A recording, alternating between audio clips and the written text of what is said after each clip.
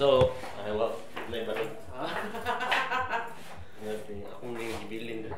So, kanina ko gistoryahan ko ni Miss Stephanie, ganahan siya nga kato itong practice skin ba? Walay nga na nga dimension nga rubber. Ito mo to. Resort na tani itong nakatanan pag-college. Yung mo nang kanang medyo mura sige siya tattoo. Aesthetic ba? Gastang flow. Eh, pang tattoo, magiging na siya. Itato gyud ganahan ako nga unsay mga awareness ta basta kung unsay naata karon.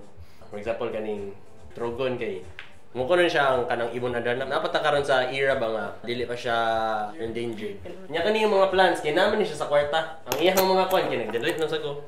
Ako lang sipang mga punch in pa. Kinsa man ni mo pagka?